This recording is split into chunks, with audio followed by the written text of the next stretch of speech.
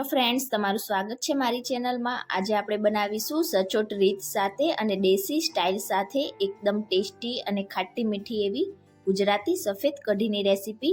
તો આ કઢી ખાવામાં બહુ જ ટેસ્ટી લાગશે। તમે એકવાર આ રીતે કઢી બનાવશો તો ઘરમાં બધા વખાણ કરતા નહીં થાકે। તો ચાલો એકદમ પરફેક્ટ રીત સાથે ખાટી મીઠી ગુજરાતી સફેદ કઢી બનાવવાનું શરૂ કરીએ।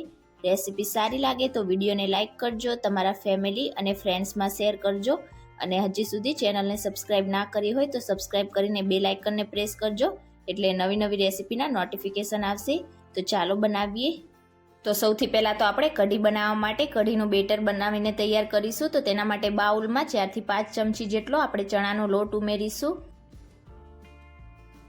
અને હવે અહીંયા મેં 1 કપ જેટલી થોડીક ખાટી હોય તેવી છાશ લઈ લીધી છે। તો આપણે પહેલાં બધી છાશ નહીં ઉમેરીએ, આ રીતે થોડીક છાશ ઉમેરીશું અને ચણાના લોટને છાશ સાથે એકદમ સરસ રીતે મિક્સ કરી લઈશું।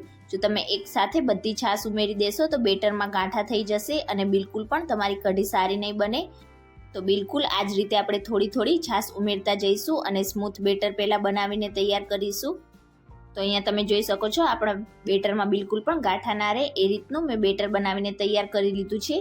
હવે આપણે જે 1 કપ છાશ લીધી હતી તે બધી છાશ ઉમેરીશું અને ફરીથી આપણે લોટને છાશ સાથે એકદમ સરસ રીતે મિક્સ કરીશું।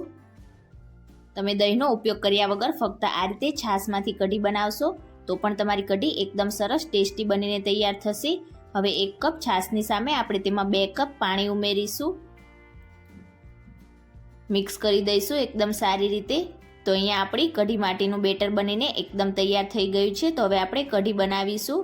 તો તેના માટે ગેસ ઉપર એક કઢાઈ રાખીશું અને તેમાં 3 ટેબલ સ્પૂન જેટલું તેલ ઉમેરીશું। તેલ એકદમ સરસ રીતે ગરમ થઈ જાય એટલે હવે તેમાં 6 થી 7 જેટલા લવિંગ ઉમેરીશું, 1 તજનો ટુકડો ઉમેરીશું અને હલકું તેને સતળાવા દઈશું। લવિંગ અને તજ સતળાઈ જાય એટલે તેમાં 1 ટીસ્પૂન રાઈ ઉમેરીશું અને રાઈને પણ સારી રીતે ફૂટવા દઈશું। રાઈ સરસ ફૂટી જાય એટલે 1 ટીસ્પૂન જીરું ઉમેરીશું અને હવે તેમાં 1 ટીસ્પૂન મેથીના દાણા ઉમેરીશું। કઢી બનાવતી વખતે થોડાક મેથીના દાણા ઉમેરવાથી કઢીનો ટેસ્ટ એકદમ સરસ લાગે છે। 1/4 ટીસ્પૂન હિંગ ઉમેરીશું, 2 સૂકા લાલ મરચાં ઉમેરીશું અને હવે તેમાં થોડાક મીઠા લીમડાના પાન ઉમેરીશું અને બધી વસ્તુને હલકી સતળાવા દઈશું અને હવે તેમાં અડધી ટીસ્પૂન આદુની પેસ્ટ ઉમેરીશું। તો આ રીતે સફેદ કઢી બનાવતી વખતે થોડીક આદુની પેસ્ટ ઉમેરવાથી કઢીનો ટેસ્ટ એકદમ સરસ લાગે છે। તો બિલકુલ પણ સ્કીપ ના કરતા।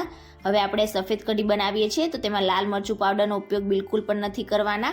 તો હવે તેમાં 2 ટેબલ સ્પૂન જેટલી લીલા મરચાંની અધકચરી વાટેલી પેસ્ટ ઉમેરીશું, મિક્સ કરીશું અને બધી વસ્તુને આપણે 2 મિનિટ માટે સ્લો ગેસની ફ્લેમ પર સાતળીશું, એટલે આપણા મરચાં હલકા સોફ્ટ થઈ જશે અને બધા જ મસાલાનો ટેસ્ટ આપણી કઢીમાં એકદમ સરસ આવશે। બધા જ મસાલાને મેં લગભગ 2 મિનિટ જેવા સાતળી લીધા છે અને આપણા મરચાં પણ હલકા સોફ્ટ થઈ ગયા છે। તો હવે આપણે જે બેટર બનાવીને તૈયાર કર્યું હતું તેને આ રીતે એકવાર મિક્સ કરીશું અને કઢાઈમાં ઉમેરીશું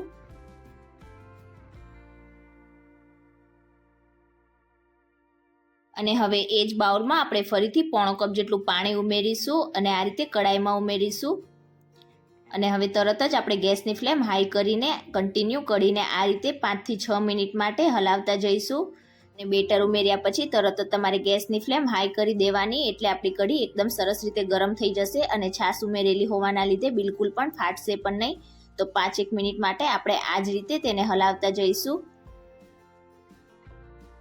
બિલકુલ આ જ રીતે હલાવતા જઈને મેં તેને 5 મિનિટ માટે ઉકાળી લીધી છે। હવે આપણે ગેસની ફ્લેમ મીડિયમ રાખીશું અને ફરીથી આપણે 7 થી 8 મિનિટ માટે કઢીને ઉકળવા દઈશું અને આ રીતે કઢીમાં ઉભરો આવવા લાગે એટલે ગેસની ફ્લેમ આપણે સ્લો ટુ મીડિયમ કરતા જઈને કઢીને હલાવતા જઈશું અને સાથે તેમાં 2 ટુકડા ગોળના ઉમેરીશું। અહીંયા ગોળ તમે કઢી જે રીતની મીઠી તમને પસંદ હોય એ રીતે ઉમેરી શકો છો અને હવે તેમાં 1/2 ટીસ્પૂન કે પછી સ્વાદ પ્રમાણે મીઠું ઉમેરીશું,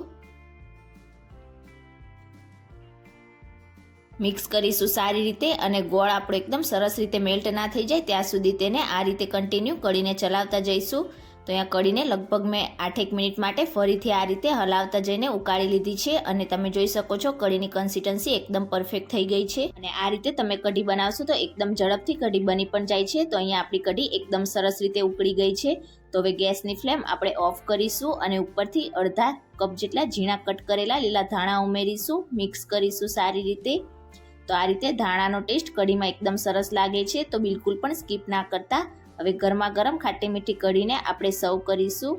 તો તમે ક્યારે આ રીતે એકદમ ઝડપથી બની જાય તેવી ગુજરાતી ખાટી મીઠી સફેદ કઢી આ રીતે ના બનાવી હોય તો મારી આ એક રીતે કઢી બનાવીને જરૂરથી ટ્રાય કરજો.